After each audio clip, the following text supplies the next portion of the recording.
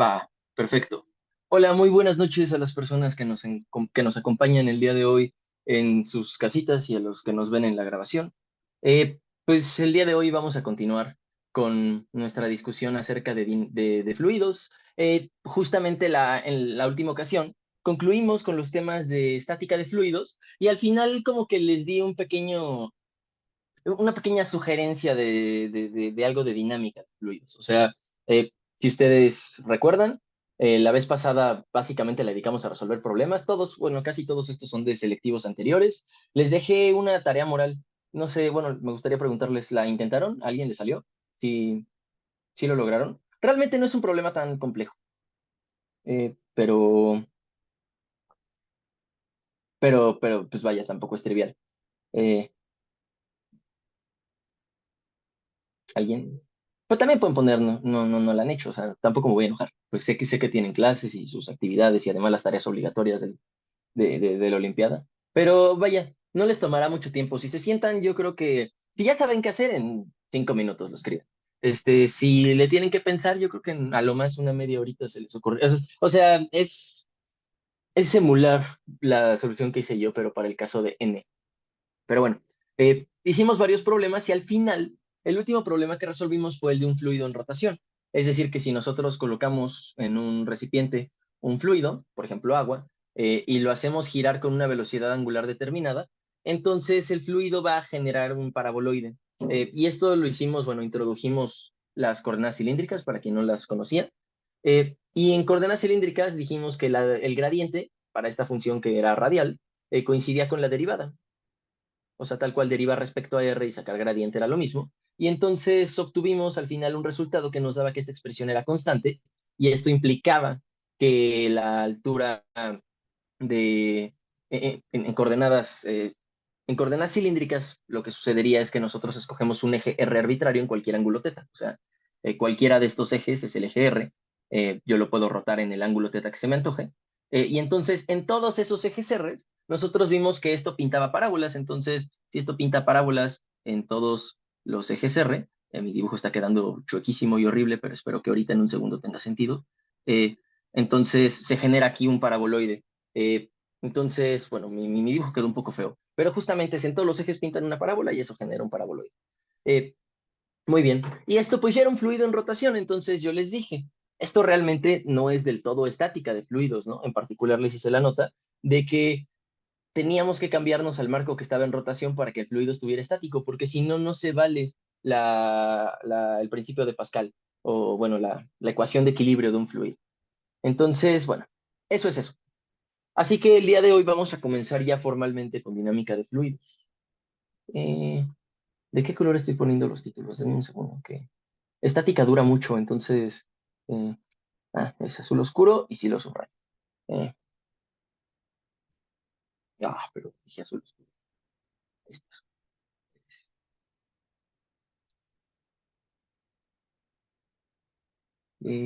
fluidos. Y entonces, bueno, en su momento comentábamos que como cualquier rama de la mecánica, la dinámica y la mecánica de fluidos se puede pensar en dos casos distintos. Uno, en estudiar el movimiento per se de las cosas, que es una especie de cinemática, y después la dinámica, que la dinámica se parte en dos cachos. La dinámica es la dinámica que genuinamente es dinámica, donde se piensa en las acciones que producen el movimiento, y la subrama de la dinámica, que es la estática, que piensa en cuáles son las condiciones que se deben satisfacer para que los cuerpos o los sistemas se encuentren en equilibrio. Así que, bueno, en esta ocasión, pues nosotros ya terminamos de hablar de estática de fluidos, todo lo que corresponde a cinemática, si quieren, lo básico de fluidos, pueden pensar que son las definiciones de lo que sería la velocidad y demás, pero eso es universal, o sea, la cinemática no cambia entre sistemas. Simplemente los sistemas sí cambian entre ellos, entonces la cinemática se aplica distinto, pero son las mismas reglas. Entonces, bueno, en el caso de la dinámica de fluidos, pues sí vamos a tener que hacer una pequeña manipulación. Entonces, quisiera apuntar o observar que esta ecuación de aquí es una ecuación de equilibrio de fuerzas.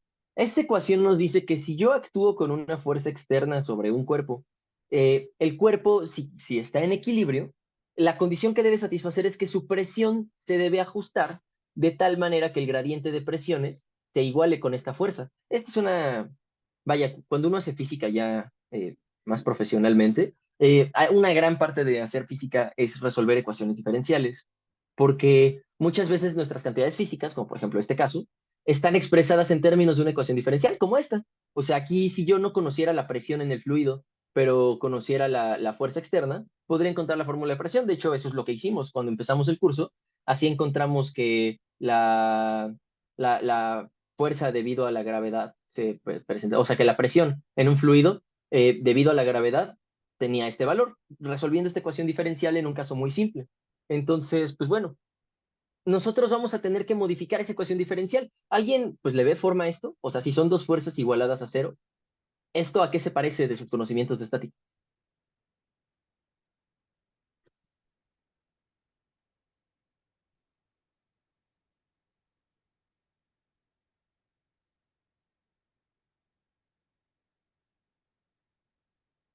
O sea, vaya, de estática solo hay dos ecuaciones que son importantes y las dos se llaman igual. Solo una es la primera y la otra es la segunda. Entonces, ¿a qué les recuerda lo de arriba? ¿Seguro, Javier? Técnicamente sí, Jesús. La primera ley de Newton no tiene una ecuación. La primera ley de Newton lo que hace es definir lo que es un sistema inercial. Eh, hay, eh, mm, entiendo la confusión, no voy a querer hablar mal de sus profesores, solamente eh, es una mentira decir que una expresión de la primera ley de Newton es que la suma de fuerzas es igual a cero. ¿Ok?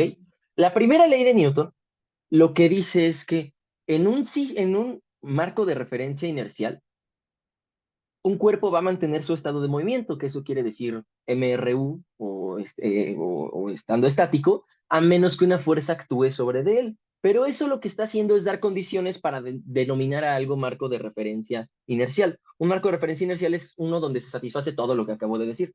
Entonces, la primera ley de Newton dice eso. Después, la segunda ley de Newton, que es lo que nos dijo Jesús, es que la suma de fuerzas es igual a la masa por la aceleración. Pero si yo estoy estático, sabemos que algo que implica estar estático es que la aceleración va a ser igual a cero. Entonces, la suma de las fuerzas es igual a cero. Y esto es lo que creo que llamaste primera ley de Newton. Esto es la primera condición del equilibrio estático, que es simplemente la segunda ley. eh, es la segunda ley aplicada para el caso estático donde la aceleración vale cero. Y observen que esta de aquí se sigue valiendo para velocidad constante. O sea que no basta garantizar esto para que un sistema esté estático. Un sistema puede estar a velocidad constante y cumplir esto, porque pues, es lo que dice la primera ley. No hay de qué, Javier. Este, bueno, ya saben, cualquier cuestión de esas teóricas, pues yo gustosamente se las puedo aclarar. Entonces, en dinámica de fluidos, pues nosotros lo que decimos es, bueno, observamos que esta es una ecuación de estática y pues como son fuerzas las que aparecen aquí, no queda más que ser, pues la suma de fuerzas es igual a cero. Entonces, lo que está de este lado es lo que está representando que el cuerpo está quieto, ese cero.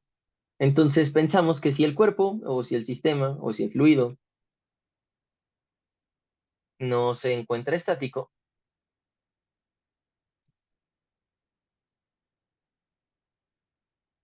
la segunda ley, y entonces ya detectamos, observando, justo, bueno, Jesús lo dio directamente, pero que lo de arriba era la segunda ley. Entonces, que el miembro derecho, el igual a cero, es lo que nos da el término de aceleración. Entonces, ahí es donde le vamos a tener que meter la aceleración. Entonces, si el fluido no se encuentra estático, la segunda ley deja de ser, y pues exactamente lo que teníamos arriba, esta es muy corta de escribir, entonces no nos molesta escribirla, y se torna en la siguiente ecuación. Entonces, las fuerzas siguen siendo las mismas. Ahora las voy a poner a la derecha, si no les molesta. Las fuerzas siguen siendo las mismas. Ahora, les pregunto para que recuerden, ya le habíamos hecho el cálculo, pero bueno, se los pregunto nuevamente. ¿Qué dimensiones tienen estos objetos? Les llamo fuerzas, pero realmente no son fuerzas. Tienen dimensiones de algo, de una fuerza ligeramente modificada. Esta F de aquí, ¿qué era? O este en habla P, ¿qué dimensiones tienen?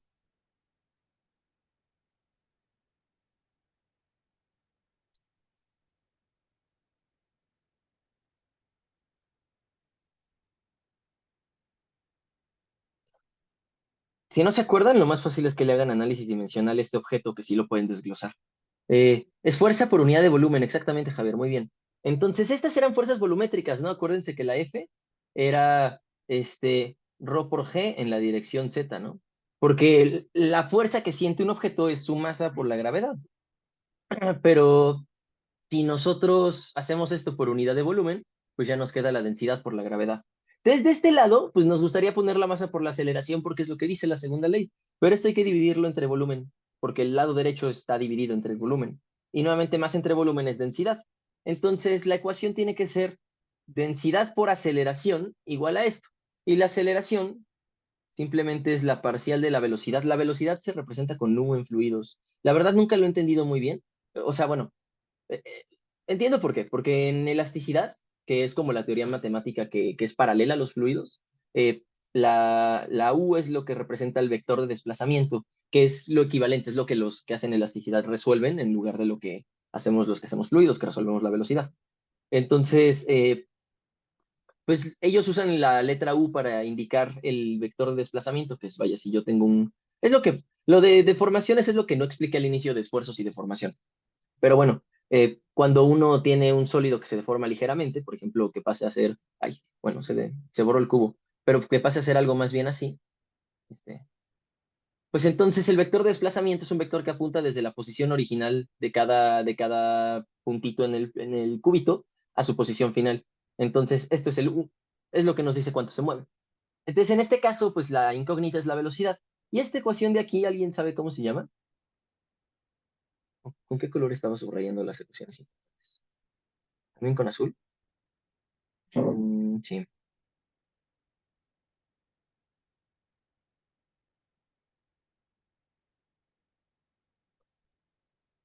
Es la ecuación de Euler. Eh, ya no habrá necesidad de adivinar Jesús. Y es una ecuación importantísima. Este es el hijo chiquito de Navier-Stokes. Esto es casi Navier-Stokes. Navier es... bueno, nada más una pequeña aclaración. Aquí la derivada de la velocidad es parcial, porque la velocidad, o sea, si yo pienso en un fluido, no sé, en un río, eh, la velocidad, claro que depende del tiempo. O sea, si yo fijo este punto y dejo correr un reloj y mido la velocidad en este punto, pues sí va cambiando con el tiempo, por supuesto. Pero además, si yo varío el punto a un tiempo fijo, o sea, si yo le pongo pausa y me fijo en puntos distintos, la velocidad también va a cambiar. Entonces, la velocidad no solamente es función del tiempo, sino que también es función de la posición, de X, de Y y de Z en general. Pues aquí vamos a hacer casos más simples, pero es función de cuatro variables, de las posiciones y del tiempo. Y como aquí no hacemos relatividad, la posición y el tiempo sí son objetos genuinamente distintos. Entonces, bueno, eh, eh, en este caso, pues quisiera analizar lo análogo a que se suele analizar para dinámica en el caso de los sistemas pues de partículas que ya saben ustedes de mecánica. Eh, bueno, perdón, y nada más cerrando la idea. Por eso es que esta es una derivada parcial, porque la aceleración es ya saben que es la derivada de la velocidad respecto al tiempo, pero si yo quiero obtener la velocidad perdón, la aceleración de un fluido, pues tengo que derivar esta que es una que depende de varias variables, no solamente del tiempo. Entonces, por eso indico una derivada parcial. Perdón. Para llevar esto a Navier-Stokes, lo único que hace uno es pensar que la velocidad se mueve, entonces este lado, la derivada se vuelve más complicada. Uno en vez de tomar la parcial toma una derivada total. Entonces la ecuación se convierte en eh, más u punto nabla u. Y lo del lado derecho se queda casi igual, más F, y aquí se le suma un término que es un término importantísimo, que es el término viscoso. Estoy casi seguro que ahora que es negativo. Es menos nu por el laplaciano de la velocidad. Y esto es lo que nos da de comer. Este, o sea, la gente que hace fluidos come porque existe este término, porque si no existiera este término, esta sería una ecuación de primer orden. Y entonces, aunque se ve muy difícil, hay técnicas para resolver este tipo de cosas. Entonces, esto de aquí, que es la viscosidad, es lo que le mete ruido. Al final hablaremos de viscosidad, pero no lo diremos en el contexto de Navier-Stokes. Aquí, pues, observamos que no hay velocidad y que entonces, si yo le quito, perdón, no hay viscosidad. Si yo le quito la viscosidad a Navier-Stokes, me quedo con la ecuación de Euler. Entonces, son casi la misma ecuación. Eh, este es el caso un poquito más simple, pero es el que nos va a permitir hacer el análisis que necesitamos hacer. Entonces, lo que uno suele hacer cuando estudia dinámica en mecánica básica es primero estudiar las fuerzas y aplicar la segunda ley de Newton. eh, y eventualmente uno se da cuenta que hay una segunda formulación de la dinámica que es muy práctica para cuando uno no quiere conocer como los detalles de las trayectorias, porque las fuerzas al final sirven para que yo integre la aceleración y obtenga la trayectoria. Pero en el caso que nosotros vamos a hacer, eso es muy complicado. O sea, integrar la ecuación de Euler así de golpe, pues no sabemos resolver ecuaciones diferenciales parciales, aquí ustedes y yo, ¿no? O sea, solo sabemos que esto es física, o sea, lo que sabemos es que esto es masa por aceleración, ya vimos que esta es la fuerza externa y ya interpretamos por qué en habla P es una fuerza. Y lo dijimos porque en los cubitos sienten fuerzas distintas de cada lado y entonces como sienten estas diferencias de presión, nos salían unas derivadas y esto es lo que expresa este término. Entonces, lo que sabemos de esto es física, no matemáticas. Entonces, queremos poder reformular esta ecuación de una manera que podamos extraerle algo más interesante, algo que sí podamos interpretar directamente. Entonces, pues ya decía yo que hay dos formas de formular la dinámica. Una es a través de las fuerzas, pero otra es a través de una cantidad muy interesante, que es la energía. Ustedes ya saben todo lo que hay que saber de energía.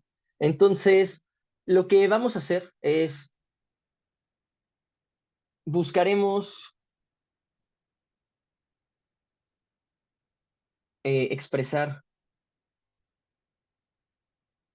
el teorema de trabajo y energía, que es la ley o sea, es la ley de conservación de la energía es una consecuencia, se puede demostrar utilizando el teorema de trabajo y energía. Les pregunto, ¿todo el mundo sabe lo que es el teorema de trabajo y energía?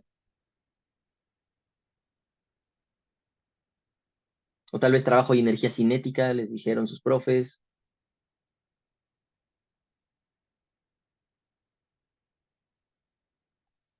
A ver, veo que ya están respondiendo en el chat, nada más dejen, escribo esto. Va. Dice Sebastián que sí, dice Jesús que sí. ¿Y los demás qué tal? Eh, Diego, Fabricio, Jaciel, Héctor, Javier, Jonathan, eh, Ángel, Leo. Ah, no, Leo ya nos contestó, muchas gracias. Eh, sí, sí, ¿todo el mundo? Va, genial. Bueno, si alguien dice que no, pues por favor, hágalo saber. Entonces, bueno, lo que quiero hacer es expresar el teorema de trabajo y energía. Nosotros sabemos que esta ley está escrita por unidad de volumen. Entonces, el teorema de trabajo y energía también lo voy a escribir por unidad de volumen. Entonces, quisiera analizar lo siguiente. Pensemos en un fluido, o bueno, pensemos en una partícula del fluido y vamos a treparnos a su trayectoria. Entonces, y analicemos su trayectoria. Entonces, yo estoy pensando que tengo un gran bulto de fluido. Pueden imaginarse el río nuevamente, así voy a hacer un poquito. Y entonces, por debajo del río, eh,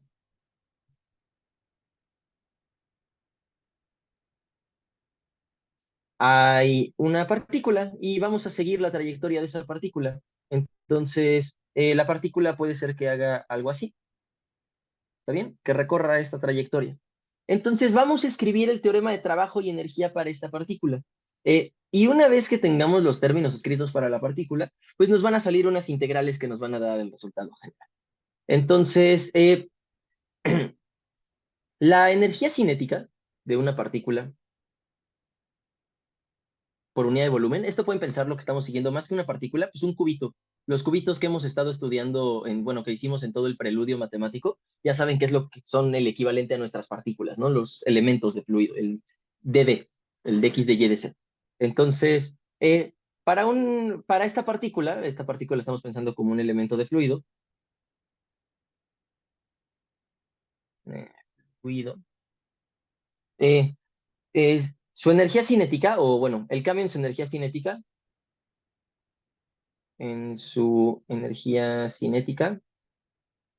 es, bueno, y ya saben, por unidad de volumen, delta K entre V es un medio de la masa por unidad de volumen, que es la densidad, de la velocidad final al cuadrado menos la velocidad inicial al cuadrado. Entonces, eso es el cambio en la energía cinética de la partícula. Ya saben que el teorema de trabajo y energía dice que el trabajo total neto que se realiza es igual al cambio en la energía cinética de un móvil. Entonces, esta es la energía cinética de la partícula. Aquí pensemos que al inicio llevaba una velocidad v0 y aquí ya lleva una velocidad v. Entonces, esto es lo que estoy escribiendo de este lado. Por otra parte, los trabajos realizados sobre la partícula, les pregunto a ustedes, ¿quién realiza trabajos sobre la partícula? Es fácil si analizan la ecuación de Euler. ¿Cuántos trabajos hay realizándose sobre la partícula?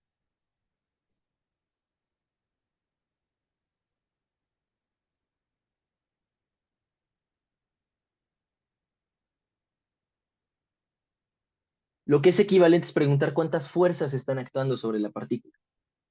No olviden que cada fuerza hace un trabajo y el trabajo neto es la suma del trabajo que hace cada fuerza.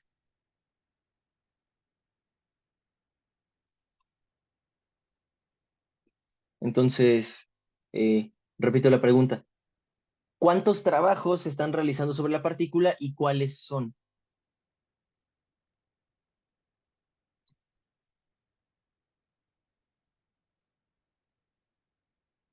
Sí, exactamente, ¿no? O sea, la que es debida a la presión y además la fuerza externa. Entonces, hay dos. El primero, bueno, los trabajos realizados sobre el fluido son dos. Eh,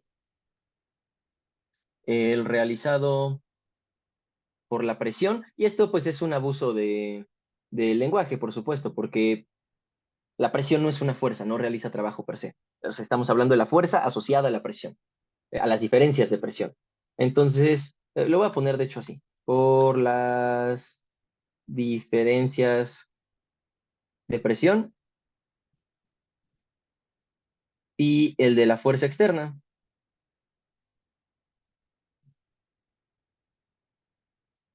El primero es fácil de calcular. Entonces, el primer trabajo es el que realiza la presión.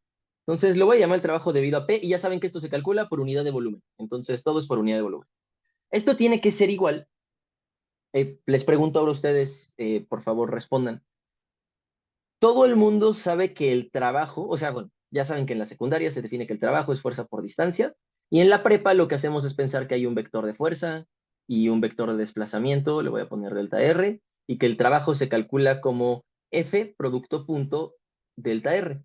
Pero si esto lo pasa a una trayectoria que es curvilínea, entonces yo lo que hago es partirla en pequeños cachos de R, y lo que hago es integrar un montoncito de estos trabajos a lo largo de cada cacho, y el trabajo es entonces la integral de F producto punto con los pequeños desplazamientos dr, y esto lo integramos a lo largo de la curva.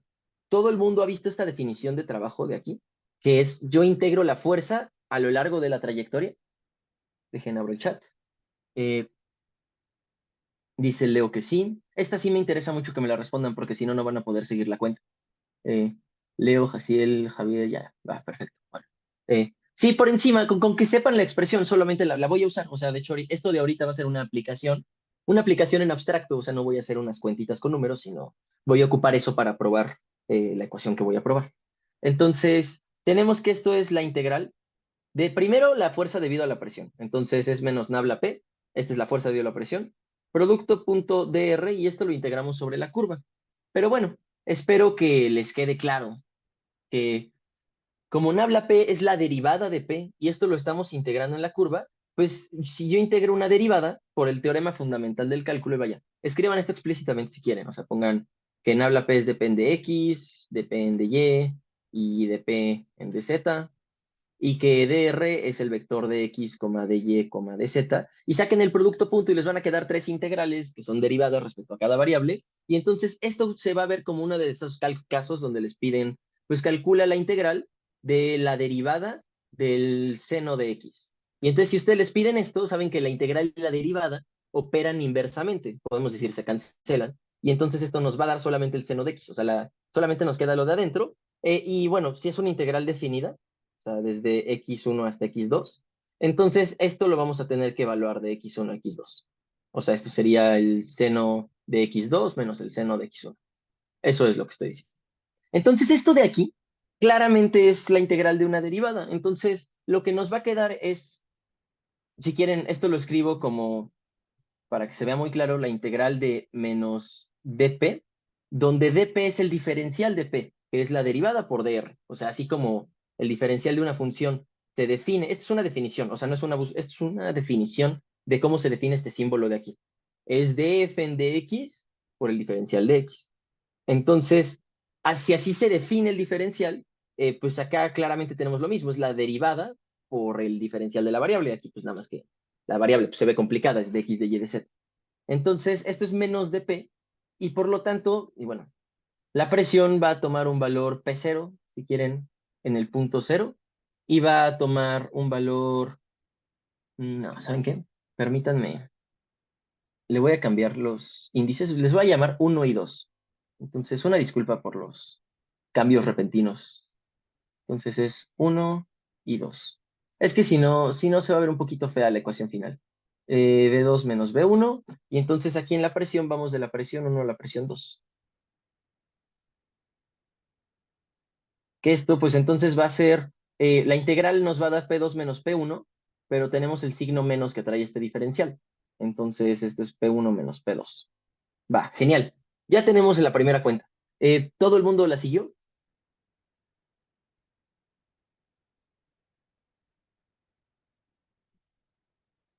Genial. Y la segunda cuenta, pues es igual sencillita, entonces vamos a calcular el trabajo debido a F por unidad de volumen.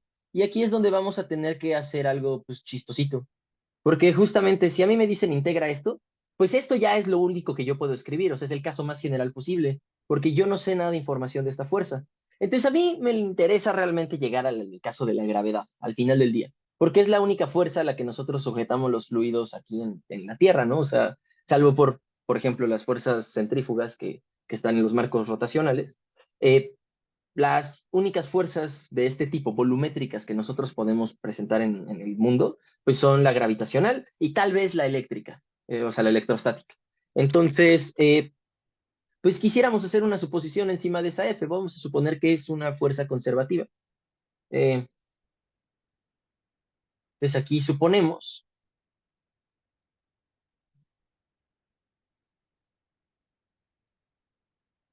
que F es conservativa y en particular, pues yo les pregunto a ustedes, ¿saben qué significa que F sea conservativa?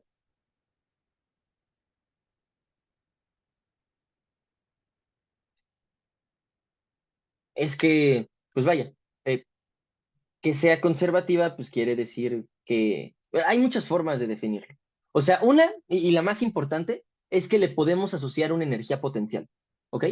Eso es una consecuencia fundamental de que F es conservativa. Lo que quiere decir que sea conservativa es que si yo agarro dos puntos, no importa qué trayectoria siga, el trabajo que realiza esta fuerza no cambia, ¿ok?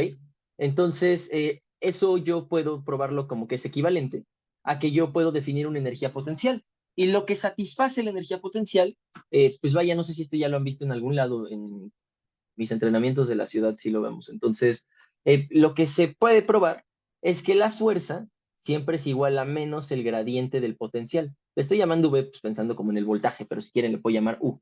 Es menos el gradiente de su energía potencial. Esto se cumple siempre y tal vez ustedes han visto la versión de una dimensión, que es que la fuerza es igual a la derivada de la energía potencial respecto a X.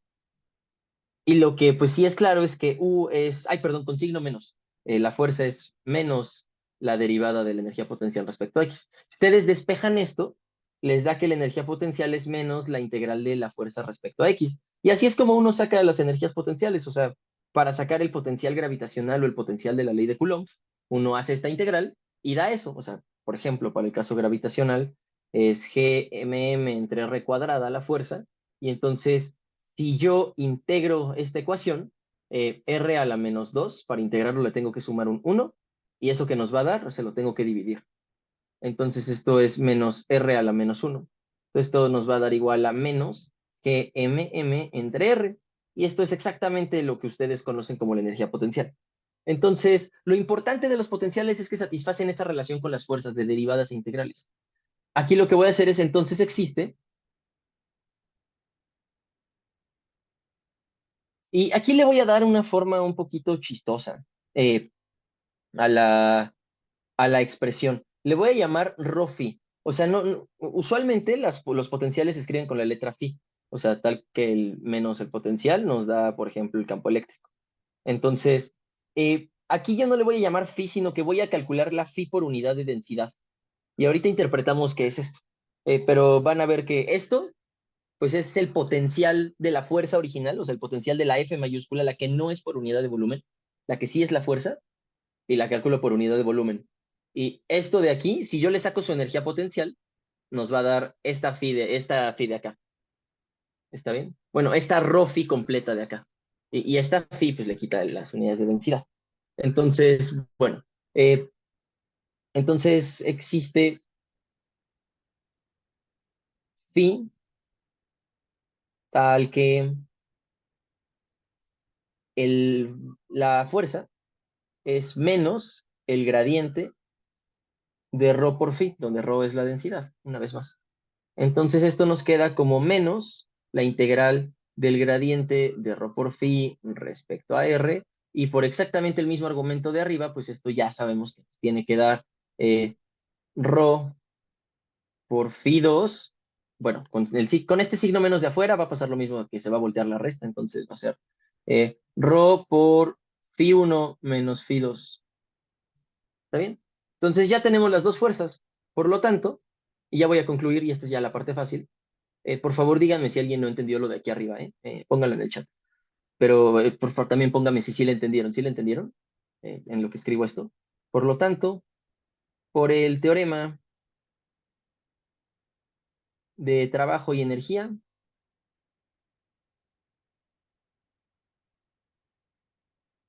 eh, la energía cinética por unidad de volumen es igual a la suma de los trabajos por unidad de volumen. Entonces, eh, el teorema de trabajo y energía nos da esta igualdad de arriba y simplemente dividimos ambos lados entre el volumen. La duda de Sebastián es, ¿phi es la energía cinética? O sea, perdón, la energía potencial. O sea, fíjense, la fuerza F, que es, pues, piensen la de la gravedad, es el peso. Entonces nosotros a esto le asociamos una fuerza por unidad de volumen, que era rho g. Entonces, esta rho g, si ustedes se fijan, yo lo puedo pensar como la derivada de alguien. Rho g, si le voy a quitar el vector, es igual a la derivada respecto a la altura, le voy a llamar z, de rho gz. ¿Está bien? Entonces, si a esto le pongo un signo menos adentro y afuera, bueno, aquí la fuerza sí es con signo menos, ¿no? Porque el peso va hacia abajo. Entonces aquí ya tiene el signo menos, perdón, de inmediato. Eh, entonces, bueno, esto ya nos está diciendo que la phi es esta expresión de aquí. Phi es gz. ¿Qué ocurre con la phi? Que la phi cumple que si yo la derivo de phi en dz, pues en general sería el gradiente de phi, sin la densidad, esto nos va a dar g. Pero g es lo que acompaña a la fuerza original. O sea, si yo agarro la fuerza original F, esto es mg.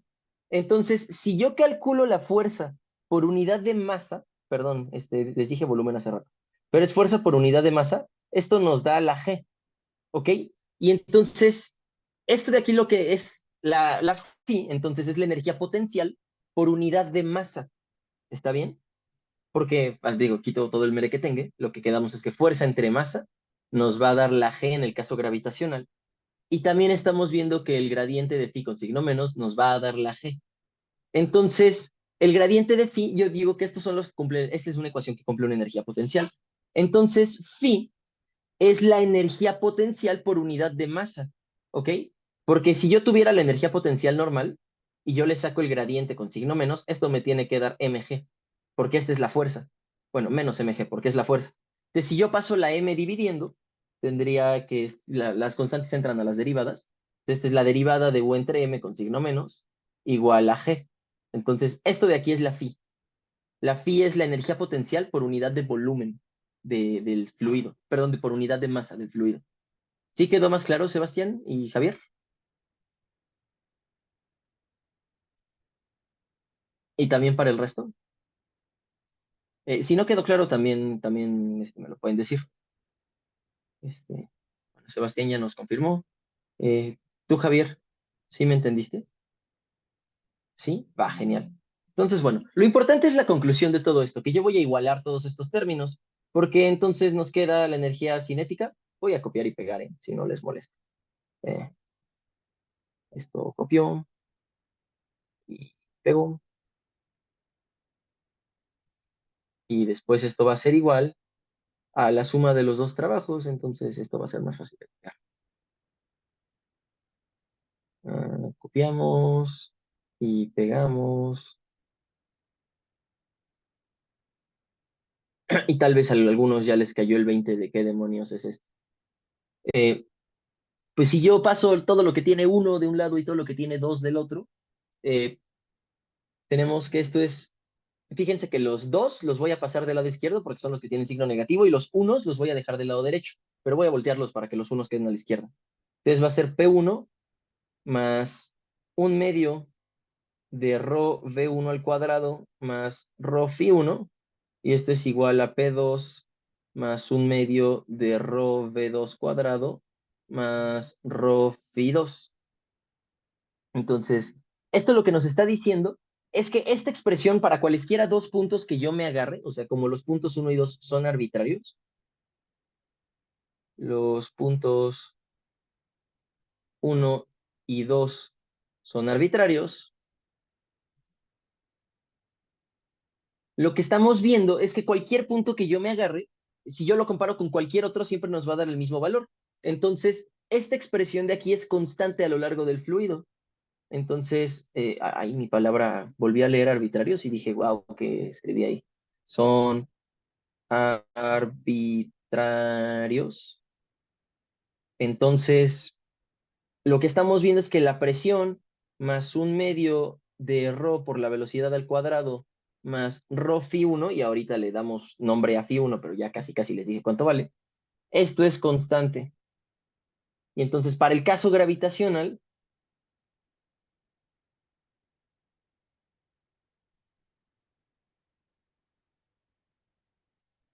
ustedes saben que la energía potencial, o sea, phi ya les justifiqué que es la energía potencial por unidad de masa. ¿eh?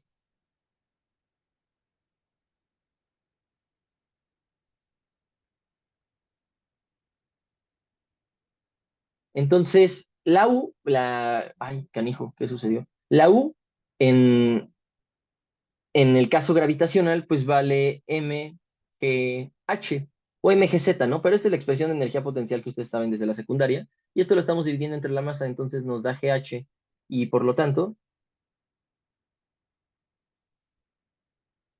lo que estamos viendo es que en el caso gravitacional, pi más un medio de rho v cuadrada más rho gh es igual a un valor constante. Y esta de aquí es donde ya llegamos a la conclusión. Eh, a ver, checo el chat, creo que alguien puso algo. Y ya Sebastián lo cantó desde hace rato, que esta es la ecuación de Bernoulli, ¿no? Eh,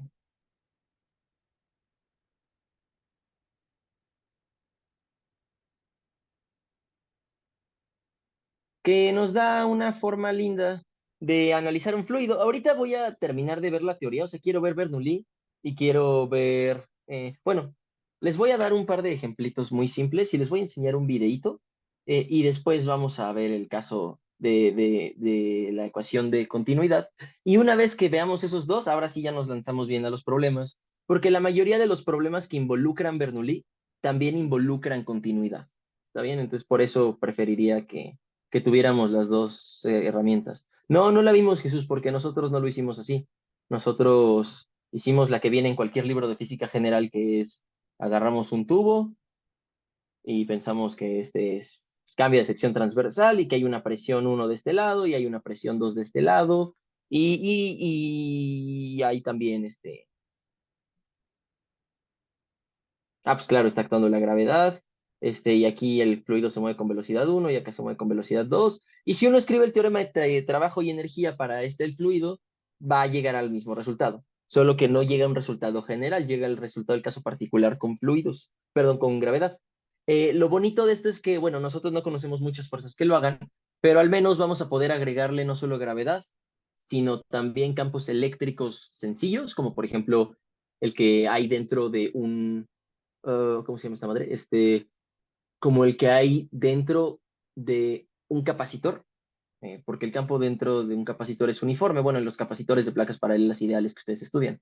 Entonces, como estos son uniformes, esto parece el campo gravitacional y podemos escribirle una ecuación de Bernoulli a esa cosa. De hecho, es un problema interesante, no se me había ocurrido. Pero bueno, el punto es que nosotros vimos un casito más general. Y bueno, la verdad es que fue muy sencillo. Fíjense que o sea, la deducción empezó aquí y terminó aquí. O sea, es pues, como una diapositiva, ¿no? Si lo juntara todo. Y lo único que hicimos fue perseguir una partícula a lo largo de su trayectoria y escribirle el teorema de trabajo y energía. Entonces, realmente no es complicado. Lo complicado, pues, fueron tal vez las cuentitas de aquí en medio. Pero si se brincan estas cuentas, creo que todo lo demás es muy claro. Eh, y además, no es tan complicado como interpretar que sí, en efecto, los trabajos se van a ver así. Entonces, pues bien, esta es la ecuación de Bernoulli. Quisiera ver unos ejemplos muy tontos, o sea, como unas aplicaciones eh, cotidianas, no me tardo nada. Les muestro un videíto que es que no logré conseguir, una vez más, por otro año consecutivo, no logré conseguir una pelota de golf, perdón, una pelota de ping pong, así como el día de hoy. Entonces, eh,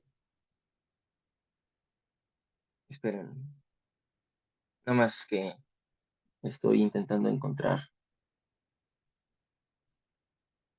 sí, sí, perfecto. Estaba intentando encontrar el video para tener a la mano la grabación en el momento en el que lo necesitemos. Pero bueno, sí, genial. Uf, ya lo encontré. Uf, genial, perfecto. Entonces, bueno, decía yo, vamos a ver dos aplicaciones sencillas, cotidianas, o bueno, no van a involucrar ecuaciones ni resolver un problema realmente, sino les quiero platicar en dónde podemos ver esta ecuación para intuirla un poco.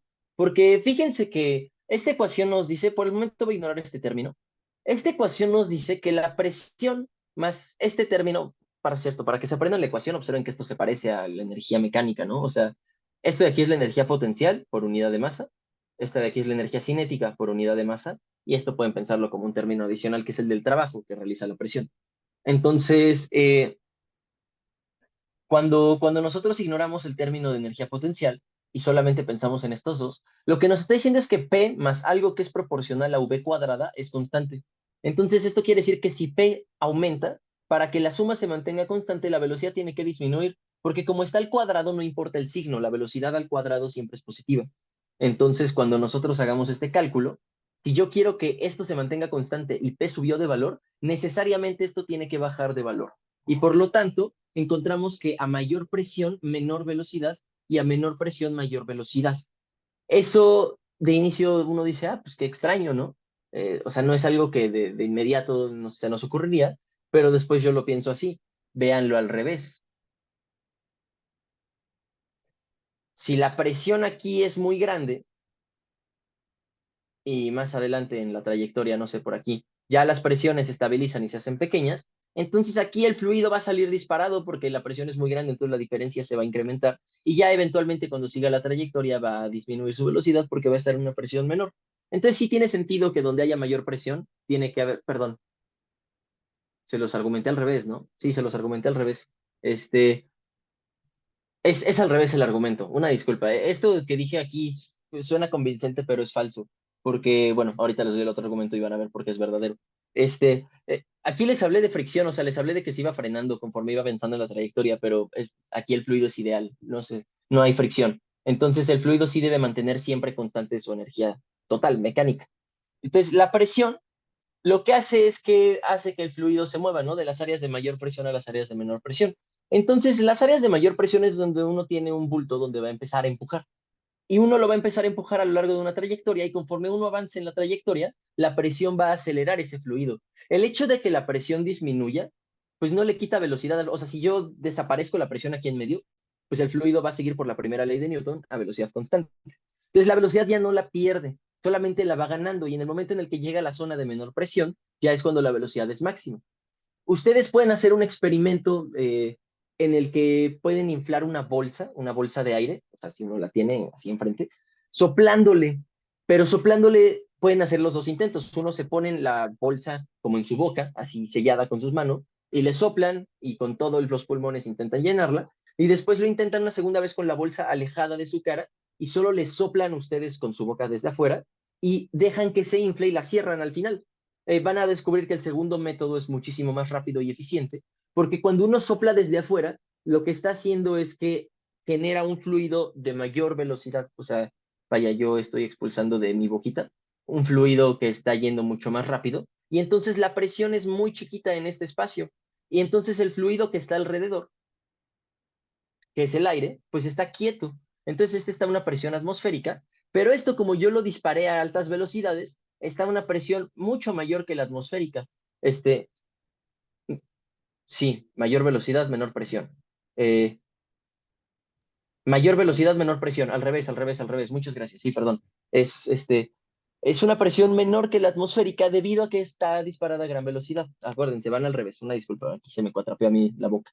Entonces, esta presión es menor que la presión atmosférica y por lo tanto el fluido de alrededor va a tender a moverse hacia acá, porque ya saben que el gradiente de presiones, si le cambio el signo, apunta desde la mayor presión hacia la menor presión. Ya lo hemos discutido. Entonces, eso es una razón más de cuando ustedes ven aplicado en la cotidianidad el hecho de que a mayor presión, menor velocidad y viceversa. También pueden hacer un experimento en una tina de agua o en una alberca. Si ustedes están así adentro de una alberca y meten un objeto ligero, pueden intentarlo con una hojita de un árbol o algo por el estilo, y empiezan a sacudir su mano cerca de la hoja, es decir, crean una zona de gran velocidad, la hoja se les va a pegar. Uno pensaría que ocurre al revés, o sea, que uno piensa que si uno agita la mano, la hoja se va a alejar. Y eso ocurriría si ustedes le apuntaran el agua, o sea, lo que hace que la hoja se aleje si uno le echa agua o si uno se le sopla, es la transferencia de momento lineal del agua o del gas hacia la hoja. Pero en esta situación, si ustedes no le echan la corriente de agua, sino que la agitan al lado, pero sin apuntarle la corriente de agua, pues van a crear una zona de menor presión y entonces, ¡pum!, chupan a la hoja. Y esto lo pueden hacer, llenen un tinaco con agua, e inténtenlo, nada más que tiene que ser una hoja que se pueda hundir. Pero les sugiero que lo hagan, va a estar padre. O sea, van a, van a ver que funciona. Y entonces, pues Bernoulli sí es un hecho empírico. O sea, no solamente estoy cotorreándomelos, sí sirve en la vida real. Pues bien, la primera aplicación es la del atomizador. Y simplemente es explicar cómo funciona un atomizador. Le voy a poner al ejemplo aplicaciones sencillas. No, bueno, cotidianas, le voy a llamar. Atomizador. Eh, un atomizador, bueno, para quien no sepa, creo que no lo enseñan en todos lados. O bueno, no, más bien no se usa mucho la palabra en todos lados. Pero el atomizador, pues es lo que viene en sus botellas cuando uno tiene así como un spray. Entonces ustedes empujan este gatillo para atrás y de acá sale disparado el spray, ¿no? Entonces un atomizador lo que hace es que parte un fluido en cachitos, lo atomiza. Ya saben que un átomo pues es una unidad, obviamente las gotitas no son átomos, pero lo parte en gotitas chiquitititas y entonces lo vuelve un aerosol. Eh, exacto, el psh, psh. Entonces, voy a explicar, o sea, ese mismo atomizador se explica con el principio que yo les voy a explicar ahorita, solamente que voy a hacer un diagrama más sencillo. Voy a pensar en los atomizadores de los perfumes que usaban como en el siglo XVIII. No sé si los recuerdan, eh, tal vez en las películas los han visto, pero son algo así, de hecho, salió más o menos bien a la primera. Eh, un momento, es un tubito con pues con una bolita que le pueden aplastar para echar aire y esto está conectado justamente a la botellita que está abajo de esta manera. Ah, dejen, lo hago esto un poco más grande porque si no, no voy a poder borrar nada. Ah, y entonces ahora sí. Ay, creo que ya no lo voy a poder editar, ¿verdad? No, ya no. Ya valió. Eh,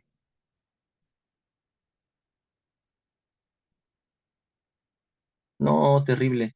Bueno, ya ni modo. Esperen. Ya sé qué hacer. Estoy bien, güey.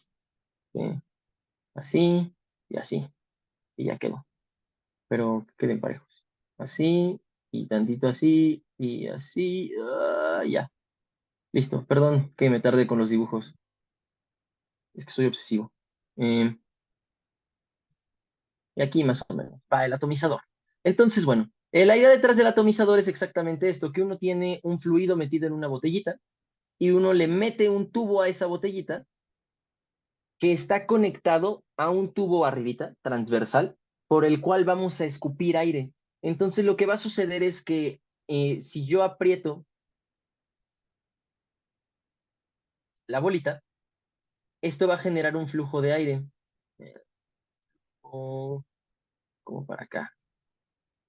Ya vimos, creo que sí vimos, ¿no? Al inicio de todo lo de fluidos, una imagen de flujo laminar y así. Estoy bastante seguro de que sí, en algún momento. Lo, no, así arrastrándolo.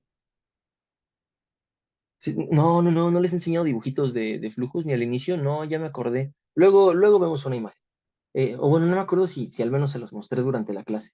Pero estos diagramas de flujo son muy comunes para los fluidos. Entonces uno ve cómo el aire sale y esto lo que implica es que va a haber una velocidad alta aquí arriba del aire.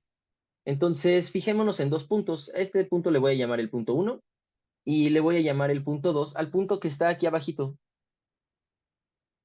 Entonces analicemos las diferencias entre el punto uno y el punto 2. Lo primero es decir que el atomizador es a escala humana, es decir que H1 es muy parecido a H2, o sea, en un esquema de un perfume, pues la diferencia de la altura es de centímetros y la aceleración de la gravedad va con metros sobre segundo. Entonces, el rho GH realmente va a ser pequeño. ¿Está bien? Porque la diferencia de H va a ser de centímetros. Entonces, la energía potencial de aquí para acá no va a cambiar mucho. ¿Está bien? Así que H1 y H2 van a ser similares, de modo que podemos ignorar este término. De modo que podemos pensar que P1 más rho V1 al cuadrado, y me faltó el medio, un momento,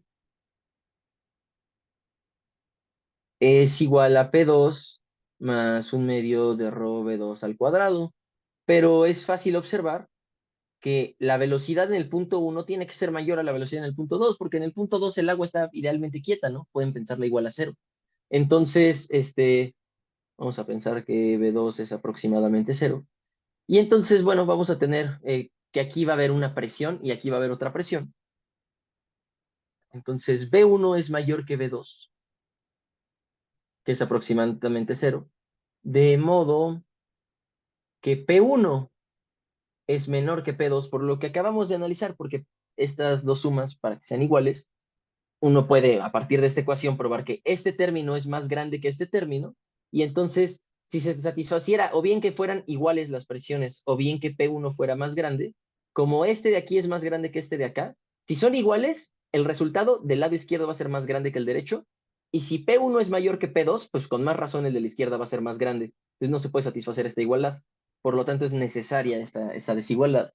Y como P1 es mayor que P2, así que el líquido se eleva. Y esto es lo que sucede en un atomizador. Uno no empuja el fluido de ninguna manera, sino que crea, si quieren, un poquito de vacío, crea una diferencia negativa de presiones, donde esta de aquí es más pequeña que esta de acá, y entonces el fluido se eleva naturalmente. Muy bien, esta es una pequeña aplicación un poco sencilla. Y la segunda es más bien una pregunta hacia ustedes. Eh, ¿Qué es el ejercicio de una pelota y un embudo? Pelota en embudo. Bueno, las de ping pong sí se les llaman pelotas o son bolas. Bueno, pelota de ping pong. Eh, Mientras no le llame balón, todo va a estar bien. Es una pelotita de ping pong eh, en un embudo. Y este es un ejemplo lindo. Es algo que también es un poco contraintuitivo. Imagínense que tienen un embudo. Un embudo, órale, no sabía que podía hacer eso. Está, eh, y ahí está el resto. Eh, eh, ah, un momentín, una vez más. Quisiera que el dibujo quedara al menos decente. Entonces, vaya, lo que va a suceder es que vamos a colocar una pelota en el embudo. El embudo, pues para quien no sepa, son estos cositos, pues no son aparatos, ¿no? Porque no incluyen nada de tecnología, pero son estas herramientas que se utilizan para, pues que yo le eche leche o agua o una mezcla y que salga fácil aquí, entonces se usan para llenar botellas, por ejemplo, ¿no? Eh, entonces, bueno, si le colocamos al embudo una bolita de ping pong aquí, les voy a hacer una pregunta a ustedes. ¿Qué sucede si yo les soplo? O sea, si ustedes hicieran este experimento, y ahorita les voy a mostrar el video donde yo lo hago. Es de una clase que di hace un par de años. Era un nivel más básico que el de ustedes, pero estos dos ejemplos pues, son clásicos, entonces siempre hay que darlos. Eh, si yo le soplo aquí, ¿qué va a suceder con la pelota? Y pues si ya se saben la respuesta, no la spoilen. O sea, sí, exacto. Eh, pero les quisiera preguntar, ¿qué pasaría? O sea, si ustedes le soplan por aquí a la pelota, ¿qué esperarían que suceda? Se va a elevar, dice Sebastián. ¿Qué tanto se eleva, Sebastián? Y también, pues los demás opinen. ¿Ustedes están de acuerdo con que se va a elevar? Y si están de acuerdo, ¿qué tanto creen que se eleve? ¿Se eleva poquito? ¿Se eleva mucho? ¿Sale volando? Hay gente que dice eso. Eh, Dice Fabricio que se eleva y que si tiene mucha fuerza se crea como una especie de flujo estable donde la pelota queda aquí flotando y como que el aire hace esto, ¿no? Y entonces pueden imaginar como que el aire carga la pelota. Eso es lo que dice Fabricio. Dice Javier que se eleva pero muy poquito.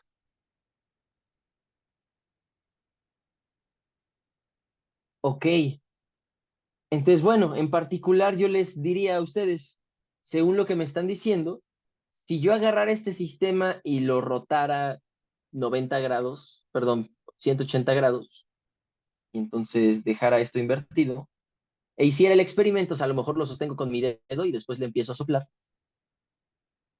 va a salir volando la pelota, claramente, ¿no? Porque la están empujando con el aire y además la está haciendo descender la gravedad. ¿Están de acuerdo que esa es una consecuencia de lo que ustedes están diciendo? Dice Sebastián que no. Es que Sebastián tal vez ve algo más. Dice Diego, bueno, es que Diego ya se sabe la respuesta, eh, pero, Pero pero no es yo- debido a la diferencia, o sea, sí es debido a la diferencia de presión, pero, ¿cómo se explica esa diferencia de presión? lo que yo entiendo es que el aire de arriba del embudo quiere, o sea, si tú soplas en el embudo y logras levantar la pelotita, el aire de fuera de la pelotita va a querer entrar a la parte que tiene menos presión, que va a ser donde el aire en movimiento, pero, y eso va a regresar la pelota, pero cuando está tapado, entonces no puede, no hay flujo de aire, o sea, no hay diferencia de presión en todo caso. Ajá. Entonces, lo que va a suceder justo es que la pelota se eleva poquitito, pero de verdad poquitito, casi imposible, o sea, a ojo no se ve el poquito, eh, y el aire se escapa por acá. Y entonces vamos a ver. A este punto de aquí le vamos a llamar uno y vamos a agarrar un punto afuera como nos indicó Jaciel, y vamos a llamarle 2. Y entonces, nuevamente, y es de hecho el mismo argumento, nuevamente en uno la altura es esencialmente la misma que en 2 porque es una escala de centímetros, de modo que la presión uno más perdón, más un medio de rho v cuadrada es igual a la presión atmosférica y en 2 incluso hasta podríamos decir que la velocidad es igual a cero, eh, pensando en que V2 es aproximadamente cero. En particular, pues es mucho más chiquita que V1, o sea, cualquier velocidad que yo le esté moviendo aquí va a ser mucho mayor que la de acá. De hecho, se puede calcular la velocidad con la que sale aquí. Entonces, bueno, eh, sí, ya. Entonces, bueno, pensando en esto, nosotros tendríamos esta expresión y por lo tanto, como V1 pues es mayor que cero, o sea, en particular es distinto de cero porque aquí está avanzando rápido, está mayor que V2. Eh, entonces, P1 debe ser menor que P0. Aquí pueden verlo, pues le estoy sumando un número positivo y me da este P0, entonces pues P1 tiene que ser más chiquito. Va. Así que tenemos esto. Tenemos que P1 es menor, perdón, que P0 y la pelota vamos a decir, se atora por la presión, o bueno, por la diferencia de presiones. Pero como bien nos explicó Jaciel, muchas gracias, pues eso se debe a que aquí el aire va más rápido. Entonces veamos un videito donde se pone esto a prueba experimentalmente. Eh, Seguramente sí es como lo de hockey de mesa ahora que lo mencionas. Dejen abro el video.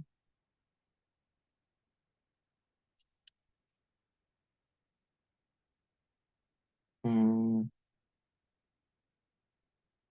ujú.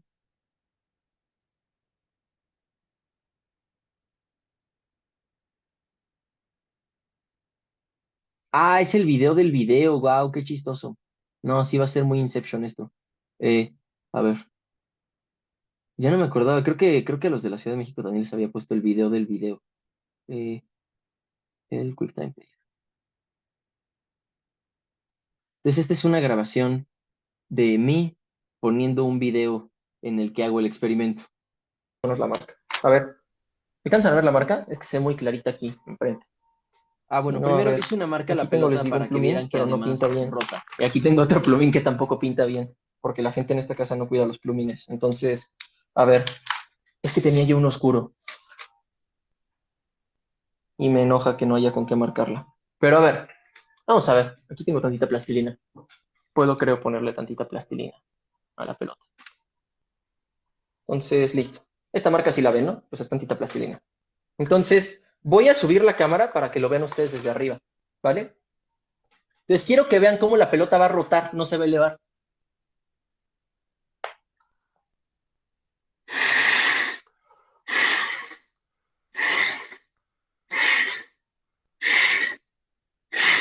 ¿Ok? Está rotando libremente la pelota. ¿Por qué está rotando libremente la pelota? Porque no hay fricción con nada, entonces como si estuviera flotando.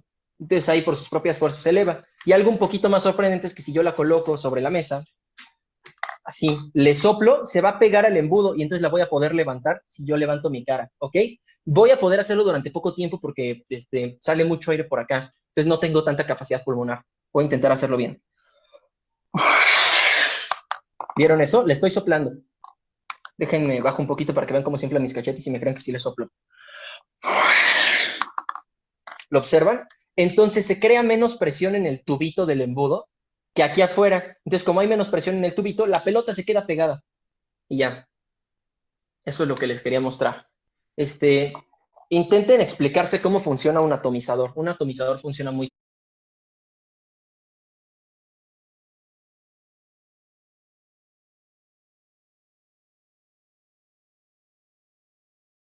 Está apagado tu micrófono. Muchas gracias. Decía yo que ahí al final, lo último que estaba diciendo es que se podía explicar el atomizador muy similarmente. Y pues ya lo hicimos, entonces ya eso no es tarea moral para ustedes. Y el video pregunta Jesús que de cuándo es. La verdad no tengo muy bien claro si es de 2021 o de 2020, pero creo que es 2021, estoy casi seguro. De hecho, ahora estoy seguro que es de 2021. Es de como junio, julio de 2021. Sí, ya llovió, ¿no? Ya pasaron 3 años. Este, sí, exactamente. Entonces, bueno, eh, ya vimos estos dos ejemplos, pues sencillitos, no quisiera decir trivialones, pero pues más simplesones. Y ahora quisiera hablar acerca de la ecuación de continuidad. Entonces vamos a dar la ecuación de continuidad, vamos a expresarla muy sencillamente. Y una vez que la tengamos, vamos a eh, vamos a aplicar ambas ecuaciones para resolver un par de problemas. Ahorita ya es un poco tarde, la clase no va a durar mucho, yo creo que ahorita llevamos como 1 hora y 10 de clase. Eh, entonces, yo creo que va a durar como 1 hora y media. Entonces, hablemos de la ecuación de continuidad. Esa es muy sencilla. Ya hablamos de conservación de la energía, ¿no? Aquí la ecuación de Bernoulli es una forma de enunciar el teorema de trabajo y energía, y el teorema de trabajo y energía es una equivalencia de la conservación de la energía. Digo, les había dicho yo que a partir de la conservación se puede, perdón, a partir del teorema de trabajo y energía se puede probar la conservación, pero por las mismas razones como el trabajo es energía, el hecho de que nosotros pongamos que trabajo menos delta K igual a cero, esto es equivalente a que el cambio en la energía total sea cero. Entonces, pues, vaya, al final del día no son enunciados distintos. Así que esto de aquí es la conservación de la energía. La otra expresión entonces que nos va a interesar es escribir la conservación de la masa. Entonces, habiendo analizado la conservación de la energía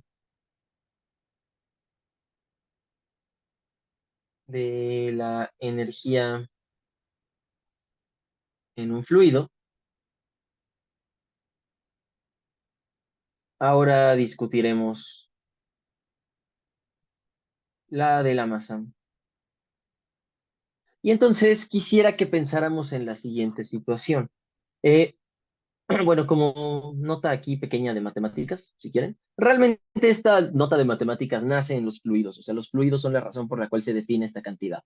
Pero bueno, no está de más hacer la aclaración, como si fuera un paréntesis matemático. Eh,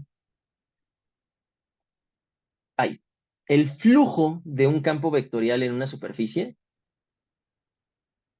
de un vector, y quiero que lo piensen como el vector de velocidad de un fluido en una superficie,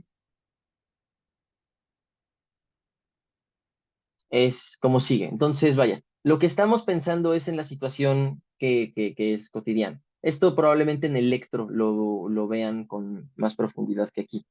Eh, si yo tengo un planito, así imagínenselo en R3, en el espacio, y yo tengo un campo vectorial atravesándolo, entonces pueden pensar que esto es un fluido que lo está atravesando. El planito va a tener una orientación debido al vector normal que nosotros ya hemos estudiado. Entonces, pueden pensar que este es el vector normal de área del plano, que ya saben que el vector normal de área simplemente es la magnitud del área apuntando en la dirección normal al plano. Ya habíamos discutido esto.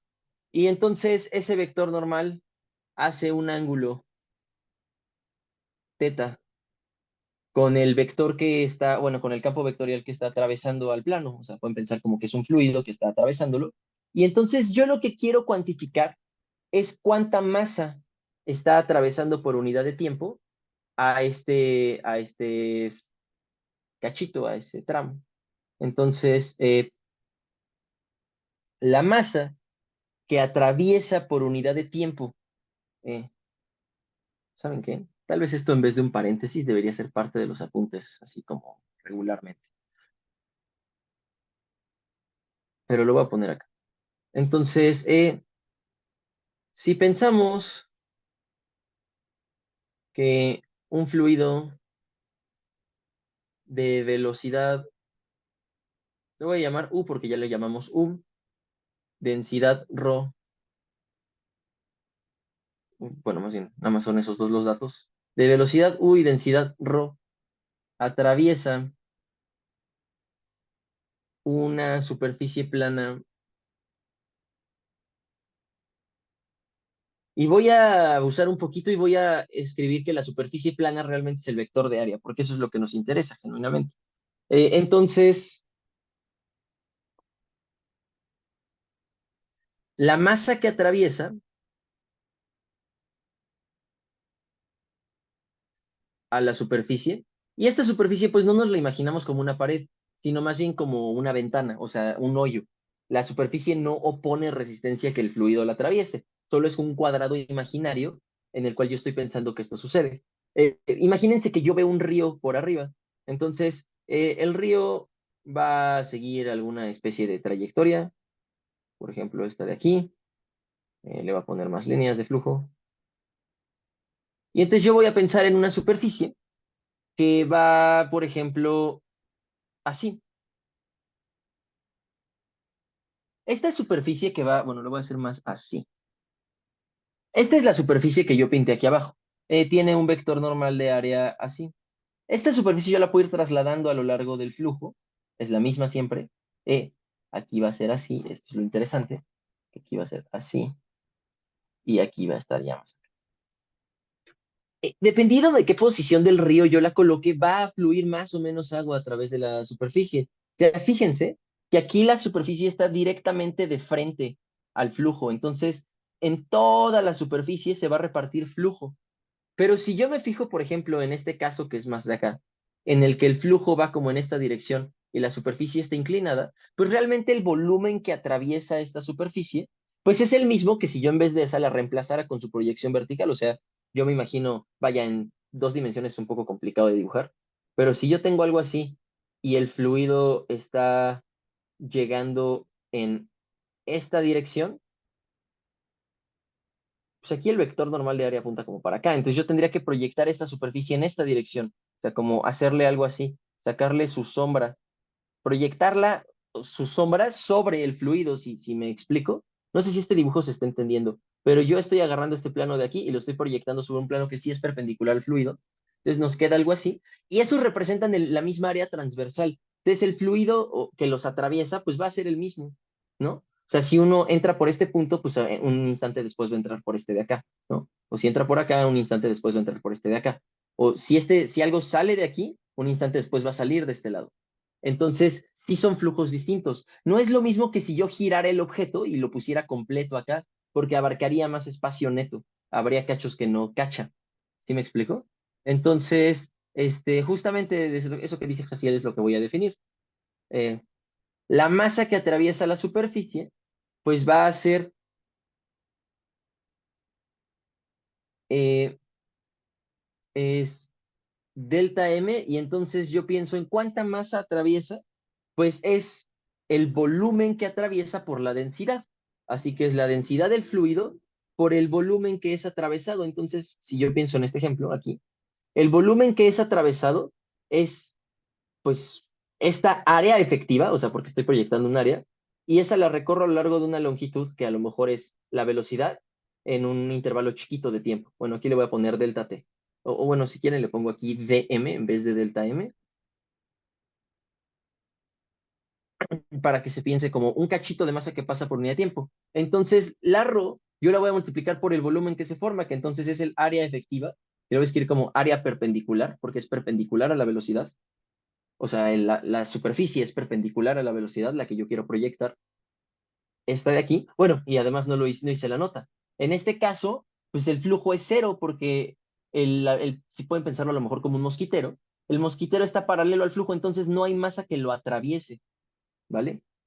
Eh, Así que es la densidad por el área transversal, y la tableta como que se amenzó. Ah, no, es la aplicación la que se amenzó. Esperen, déjenme la cierro. Ya saben que esto nos sucede a veces. Fluidos. Ah, aquí está. Va.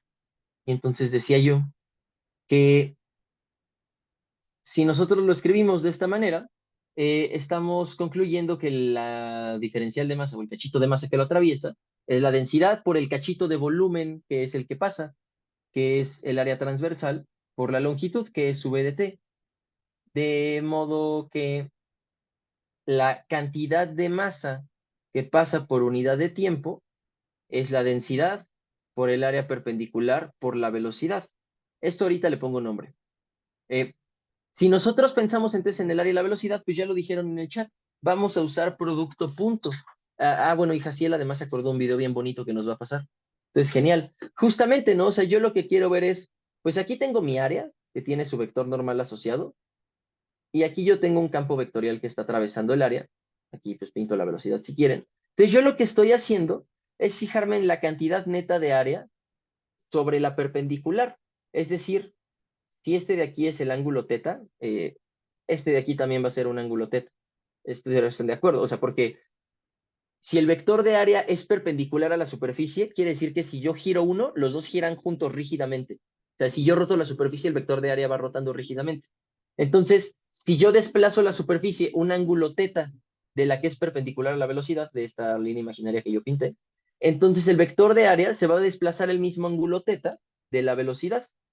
Por lo tanto, pues proyectar el área sobre la perpendicular, lo pueden argumentar bien ustedes, pero pues tal cual es multiplicar por el coseno de teta. O sea, el área por el coseno de teta es el área perpendicular. Así que como el área perpendicular es igual al área por el coseno de teta, entonces la cantidad de masa que fluye por unidad de tiempo es igual a la densidad por el área, por la velocidad, por el coseno de teta, donde teta es, bueno, lo voy a poner así, es el ángulo entre el vector de área y el vector de velocidad. Que bueno, aquí ya lo tenemos pintado en el dibujo, ¿no? Entonces, área, o sea, fíjense que esto es la magnitud del vector A por la magnitud del vector B por el coseno del ángulo que lo separa. Y esto pues ya le vieron cara desde hace rato, es el producto punto. Entonces, lo que tenemos es que la cantidad de masa que atraviesa por unidad de tiempo es la densidad por A punto V. Ah, pero le habíamos llamado U a la velocidad, esperen. Déjenme le cambio aquí arriba, porque la verdad ya escribí muchas Vs. Pues la respuesta aquí es A punto V, a la derecha, y pues justo esto es A punto V. ¿Va? Entonces, esto de aquí es un caso general, y lo van a ver después, van a ver cuando estén en electricidad, que la ley de Gauss nos habla del flujo eléctrico, y en el caso de áreas finitas y campos constantes, el flujo eléctrico es así, es el campo eléctrico producto punto el área, porque es exactamente la misma idea, solamente que el campo vectorial, en vez de ser la velocidad, es el campo eléctrico, es el vector que le está atravesando, no es el que le asociamos un fluido, es el que le asociamos un campo eléctrico. A esta cantidad le llamamos caudal. Entonces, yo lo represento con la letra Q, pero creo que hay libros que lo representan con la H, no sé por qué. El caudal se define tal cual, estos dos puntitos quieren decir definición, como la cantidad de masa que pasa por unidad de tiempo. Y entonces, el caudal en particular va a ser igual a la densidad por el área punto la velocidad. Genial. Entonces ya tenemos esto. Entonces ahora yo les digo, pues por conservación de la masa, si yo pienso en un flujo continuo, o sea, piensen como en un río, si quieren infinito, para que entre y salga así bien. Pero si yo pienso en un río, lo que ocurre en un río, pues es que no puede desaparecer masa. Por conservación de la masa que entra tiene que ser igual a la masa que sale. O sea, si piensan en el río como el conjunto completo, ya, o sea, piensan en toda su trayectoria, imagínense, da una vuelta, ¿no? O sea, estoy pensando en un río que da vueltas, el río no hace eso, lo tendría que pensar en todo el océano para pensar en algo así.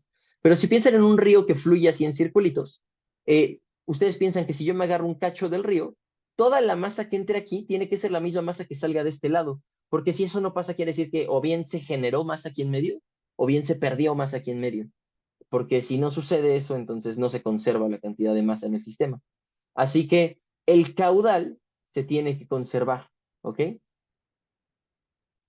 Por conservación de masa,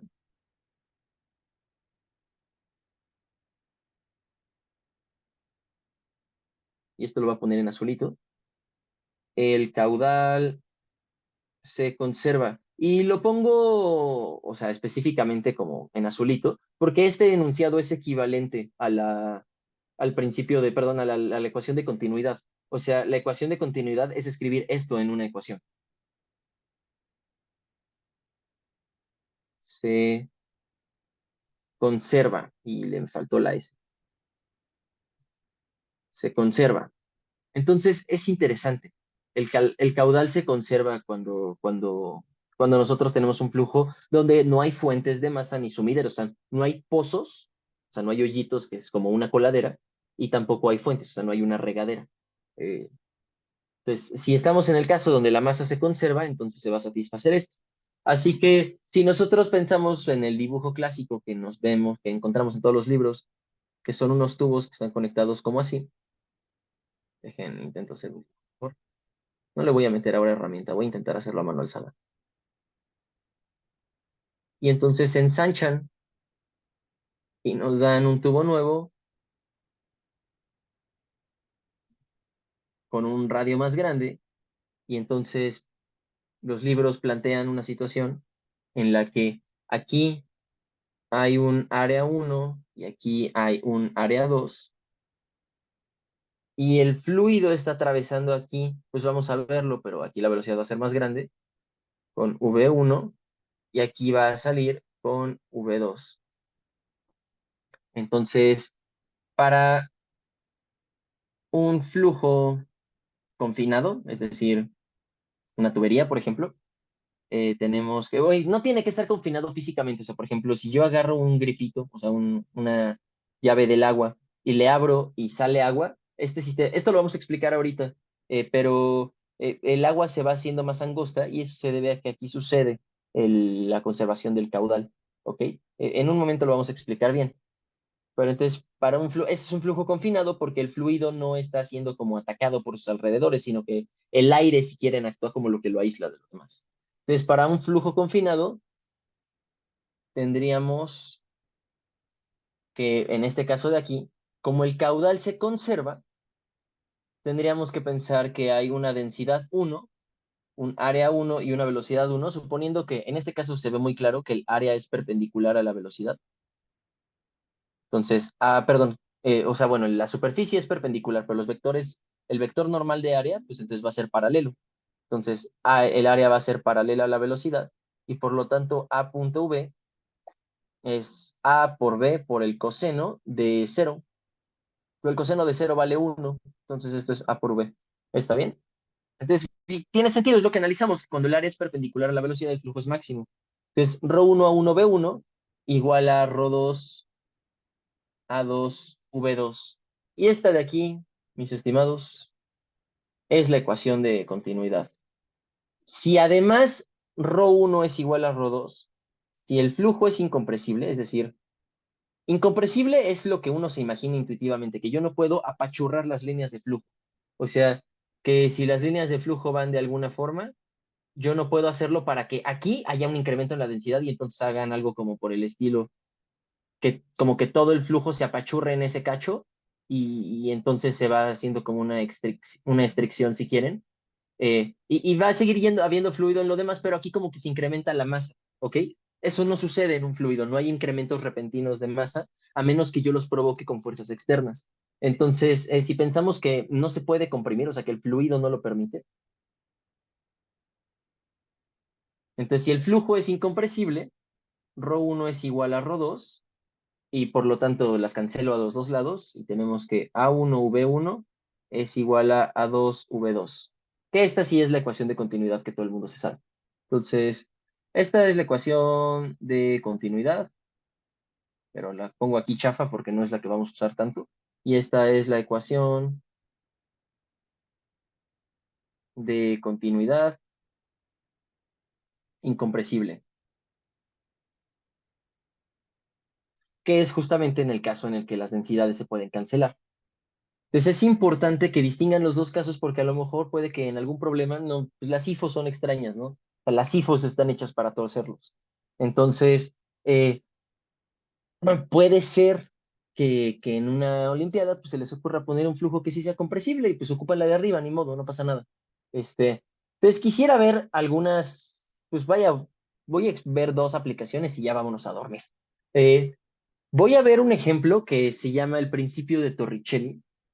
Y voy a ver, bueno, primero como el principio clásico de Torricelli, y posteriormente vamos a juntar Bernoulli con continuidad para ver el principio de Torricelli como de a Davis, y después voy a hacer la explicación de cómo es lo de la sección transversal de un grifo de agua. Entonces, bueno, vamos a hacer el ejemplo. Y el ejemplo es el principio de Torricelli. Entonces, este cuate Torricelli, ya lo hemos mencionado. Él fue el que hizo el experimento donde se descubrió la presión atmosférica que provoca los 76 centímetros de mercurio equivalen a una atmósfera, a- aproximadamente, ¿no? Con decimales aquí. Bueno, de hecho no, la unidad sí se define así tal cual, es así la igualdad. Y entonces el principio de Torricelli es algo que hizo el mismo cuate, pero no es lo mismo. El principio de Torricelli lo que nos pide es hallar V minúscula en el arreglo que estoy a punto de dibujar. Entonces, imagínense que yo tengo un tanque que contiene algún fluido, pueden pensar que es agua, Y en este tanque yo le hago un agujerito aquí a la derecha. Esperen, déjenle borrar.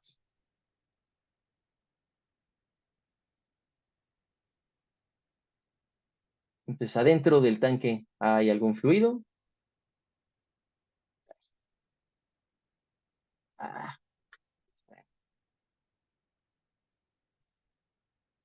ahí está. Queda un poquito grueso comparado con lo de arriba, más o menos. Y entonces pensemos que esta área de aquí es A mayúscula. Es A mayúscula. Y aquí, pues, este agujerito tiene un área transversal A minúscula. Entonces, lo que se pregunta es con qué velocidad es que sale el fluido de ese lado, ¿vale? Eh, lo único que conocemos, pues, es el planteamiento así tal cual. Y, pues, aquí hay una presión atmosférica P0, ¿ok? Entonces, queremos resolver cuál es la velocidad con la que sale. El primer caso, vamos a hacer dos incisos. El inciso A nos pide que lo hagamos suponiendo que el área A mayúscula es mucho más grande que el área A minúscula. Y entonces este análisis va a ser sencillo. Este solo va a ocupar la ecuación de Bernoulli. Entonces, vamos a llamarle 1 a un punto aquí arriba en la superficie del agua y llamémosle 2 a un punto que está saliendo disparado por abajo. Entonces vamos a tener lo siguiente. Por Bernoulli, la presión 1 más un medio de rho V1 al cuadrado más rho G. Ah, bueno, perdón. Y sí me faltó un dato. La altura del tanque es H. O sea, la altura del nivel del agua. Más rho GH va a ser igual a P2 más un medio de rho V2 cuadrada. Y podemos definir que esto es Z igual a 0. Y entonces este ya tiene altura 0 y este tiene altura H. Entonces ya tenemos esto. Ahora sí, quisiera que me dieran información que podamos conocer. Por ejemplo, ¿qué puedo decir de P1 y de P2? ¿Cuánto vale cada una? P1 es muy obvio, ¿no? P2 tal vez les cueste un poquito más de trabajo. ¿Cuánto vale P1? Valen lo mismo, pero ¿qué es eso mismo? O sea, sí valen lo mismo, pero los dos son la presión atmosférica, ¿no? Justamente. Ambas son la presión atmosférica y entonces esto lo cancelo porque vale P0 igual que esto de acá. Muy bien.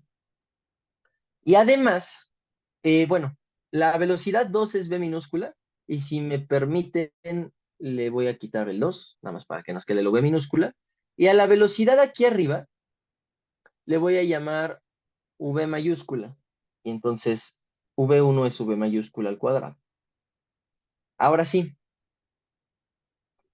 pues este es nuevamente como un argumento tipo del atomizador, pero estos argumentos son importantes. Esto se debe a que el área de acá es mucho mayor que el área de acá. O sea, la justificación es la ecuación de continuidad y ahorita lo vemos, pero pueden pensar, como el área de arriba es mucho mayor que el área de abajo, por la ecuación de continuidad, si el área A sube, la velocidad V tiene que bajar, o sea, vaya, si el área A1 es más grande que el área A2, entonces para que se dé la igualdad, los productos tienen que dar lo mismo. Entonces, como esta es más grande que esta, para que los productos den lo mismo, esta tiene que ser más chiquita que esta de acá. Entonces, si el área A mayúscula es mucho más grande que el área A minúscula, entonces la velocidad V mayúscula es mucho más pequeña que la velocidad V minúscula. Como es mucho más pequeña, la podemos ignorar.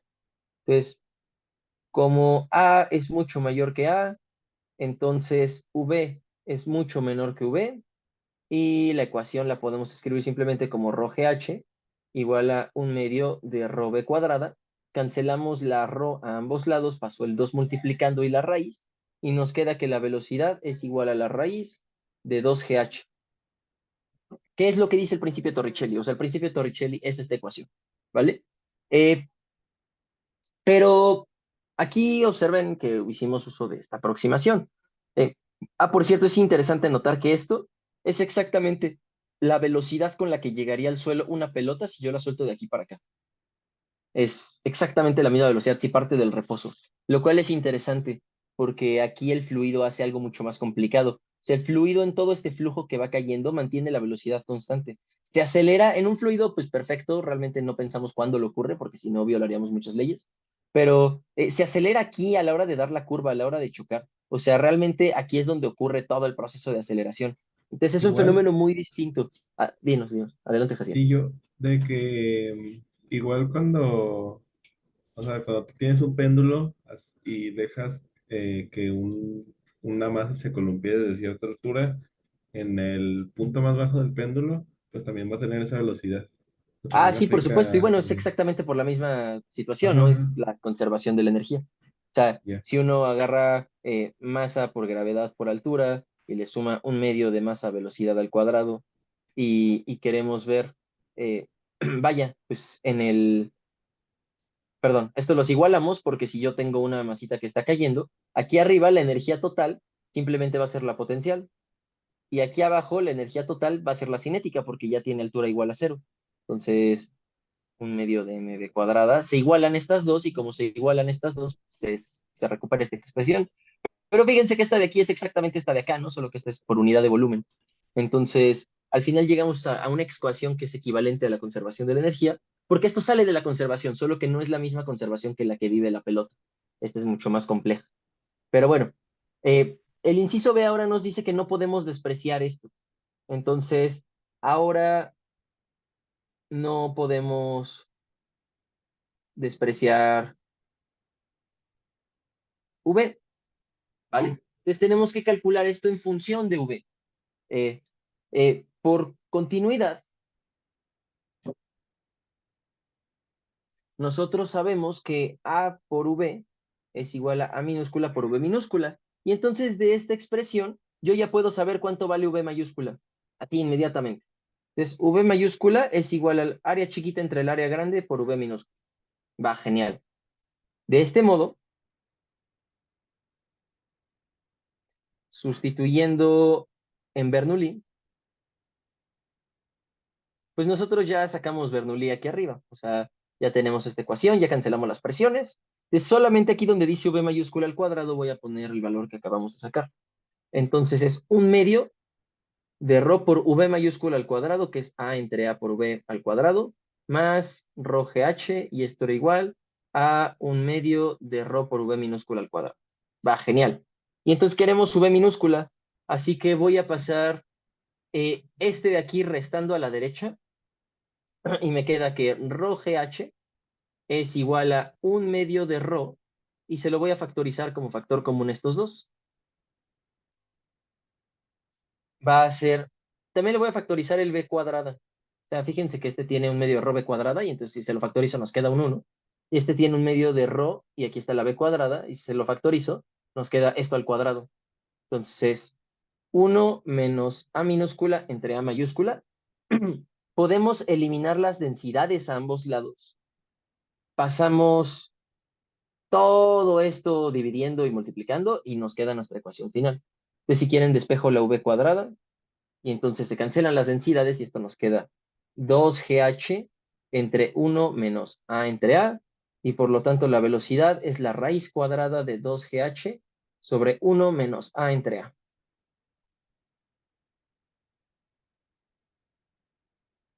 Y pues qué bonito, porque nos queda una ecuación bastante redonda, bastante simple.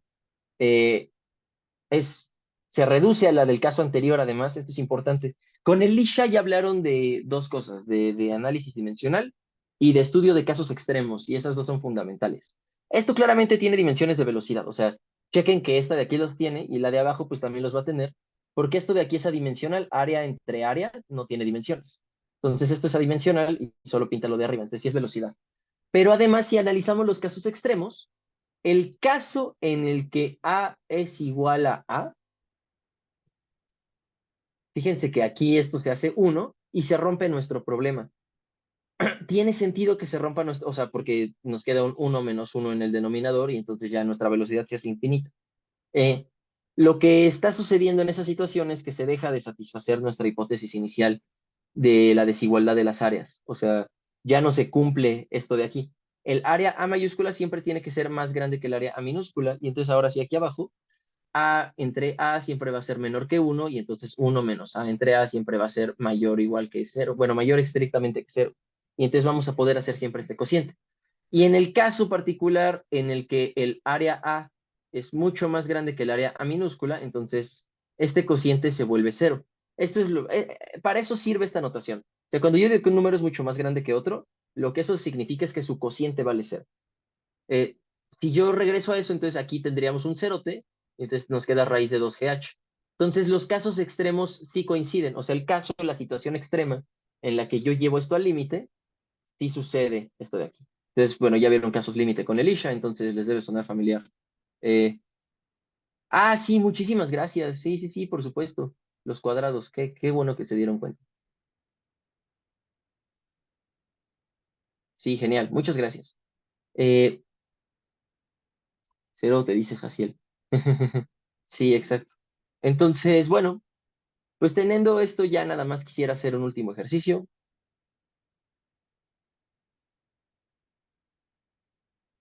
que es hallar el radio de un chorro de agua que parte de un grifo de radio R. Entonces, bueno, hallar el radio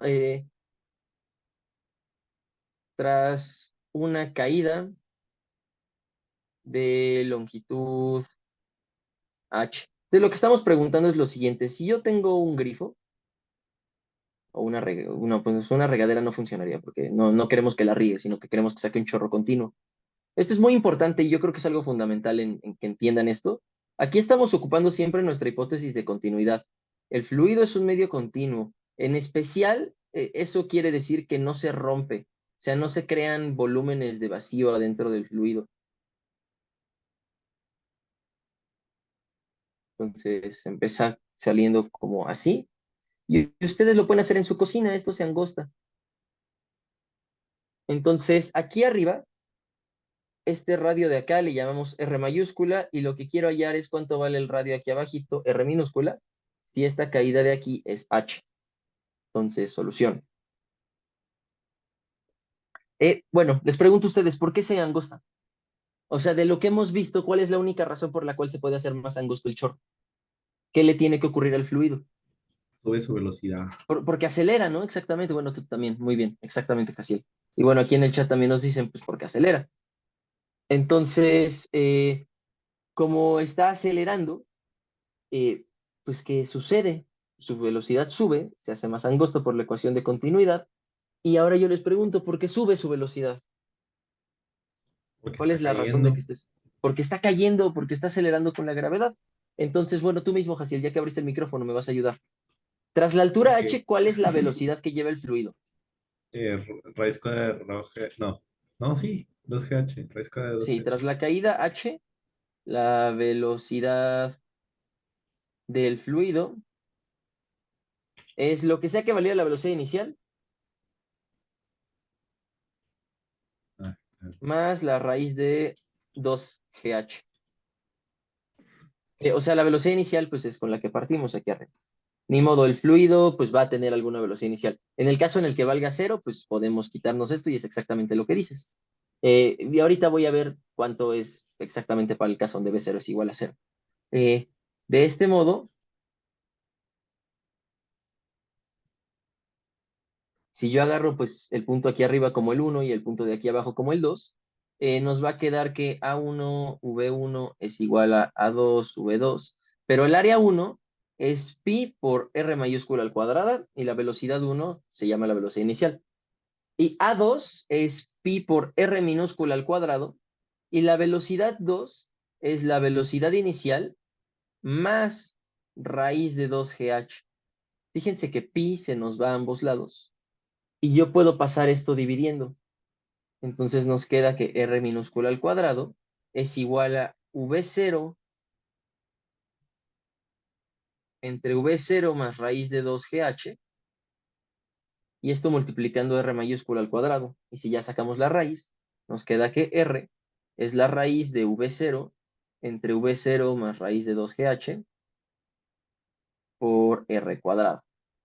Y en el Yo tengo una caso pregunta, particular, Tusa. dime. No por conservación de la energía, sería como que la B0 también está dentro de la raíz. Como que acabo de hacer los cálculos en mi cabeza y me suena que B0 también está dentro de la raíz. Pues que tengas toda la razón del mundo. Eh, a ver, es un medio de mb0 al cuadrado más mgh, y esto tiene que ser igual a un medio de m por la velocidad final al cuadrado. Las m's las matamos, el 2 lo paso multiplicando, y la raíz la saco y tienes mucha razón. Muchas gracias. Sí. Perdón, Lo este sí fue celebro un que error de tenía física razón, pero... básica. Sí, parcialmente. Este es al Ah, ¿en cuadrado, serio? ¿no? Y bueno, tiene que ser así porque si no, no se podría sumar. O sea, raíz de esto tiene unidades de velocidad. Entonces yo no podría sumar la velocidad así pelonamente.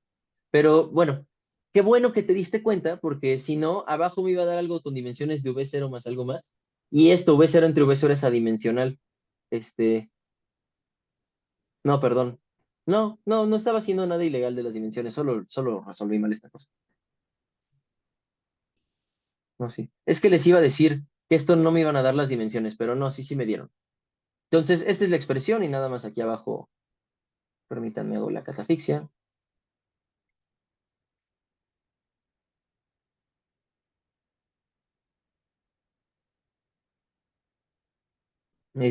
Y bueno, más bien así se queda la expresión. V0, V0 podría empezar siendo cero, pero en el caso en el que V0 fuera cero, esto como que se viola totalmente, ¿no? O sea, si esto vale cero, este se cancela. Y entonces, vaya, en particular, esto vale cero. Entonces todo esto va a valer cero y el radio va a dar cero. Si no, la velocidad cero no puede ser cero. O sea, sí tenemos que partir de una velocidad no nula para resolver este problema. Entonces ya tenemos esta expresión. En particular, estamos viendo que R va como con uno entre H a la un cuarto, ¿no? O sea, porque esto es la raíz y afuera hay otra raíz, si ignoramos las constantes. Entonces, para tiempos muy largos, si uno hace este dibujo, espera que esta gráfica, o sea, si yo la hago en el plano, o sea, si yo pinto en H y en R, entonces va a ser una curva correspondiente a la raíz cuarta, que va a ser como así, que es justamente lo que sucede, ¿no? O sea, se hace angostita esta cosa. Nada más que... Ah, ja, ja, ja, ja, ja, ja. Es que hay algo que no me gusta. Siento que debería haber un signo menos por ahí, pero no logro detectarlo. O sea, es que este de aquí me saca de onda, pero no. Eh, Tal vez sí, Jesús. Sí hay. Sí. Gracias. Muchas gracias. Sí, ya al final no corregí eso. Pero bueno, este es el radio en función de la altura. Entonces, fíjense que lo de abajo siempre es más grande que lo de arriba. O sea, que V0 al cuadrado más 2GH es necesariamente en raíz mayor que V0, porque V0 es igual a la raíz de V0 al cuadrado. Y entonces, si yo le sumo algo acá, me queda algo más grande necesariamente. Entonces, este de aquí es más grande que el numerador, y por lo tanto, todo esto va a ser menor que 1, y por lo tanto, ya de otro error. Y por lo tanto, R es un múltiplo menor que 1 de R mayúscula, y entonces R es menor que R mayúscula. Y es lo que justifica que se hace angosta el agua en el grifo conforme va cayendo. Entonces, bueno, con eso concluyo el entrenamiento del día de hoy. ¿Alguien tiene alguna pregunta? No vimos muchos problemas, más bien como solíamos hacer en hidrostática, que al inicio veíamos la teoría y después los problemas. Pues acá en hidrodinámica la teoría es muy somera, esta es toda la teoría que hay, o sea, todo lo que vamos a ver. No es toda la teoría que hay es muy amplia, pero esto es todo lo que es accesible, sin saber resolver ecuaciones parciales. Entonces, no sé por qué aquí se están haciendo unas líneas extrañas, pero bueno, ¿alguien tiene alguna pregunta del día de hoy? Ah, sí, yo lo quiero Dime, preguntar. Jaciel. Con el ejemplo que acabamos de resolver, hay como un radio crítico donde deja de ser un fluido continuo, ¿no? Y empieza a gotear. Ah, sí, eso tiene que ver con tensión superficial. Eso no lo podemos modelar con lo que hemos visto todavía, pero justamente hay una ruptura. Vamos a ver. De hecho, lo podríamos intentar calcular ahora que lo pienso. Vamos a ver que la ecuación que rige a una burbuja o una gota de agua es la ecuación de Young-Laplace. En particular, en el caso de la gota de agua, la ecuación de Young-Laplace nos dice que dos veces Ay, ¿cómo iba? Es 1 entre R1 más 1 entre R2 era igual a la diferencia de presiones entre gamma o por Ah, gamma. No me acuerdo. Es algo así. bueno. Bueno, es una ecuación que, sí, ya, era entre gamma. Es 2 gamma entre el radio es igual a delta. Ya me acuerdo. Va, perfecto. Esta es la ecuación que rige una gota. Lo que nos está diciendo es que la diferencia de presiones entre la de adentro y la de afuera en la gota, la del agua y la del fluido que lo rodee, por ejemplo, aire, tiene que coincidir con dos veces su coeficiente gamma de tensión superficial y el radio R del fluido. Entonces va a haber un punto en la caída del fluido en la que se haga tan angosto que ocurra una ruptura. Y entonces va a haber un radio crítico que pueden intentar calcular, en el que la presión interna del fluido y Young-Laplace van a, van a decirnos cuánto vale ese radio. Porque Young-Laplace nos dice, bueno, cuando delta P ya coincida con el delta P de la gotita, entonces se va a romper el fluido y el delta P o sea, la diferencia de presiones del agua va a cerrarse porque el coeficiente de tensión superficial es suficiente para que se cierre. Eh, de viscosidad sí he visto, Jesús, más que eso no. No, justamente la dinámica pues es difícil de evaluarla.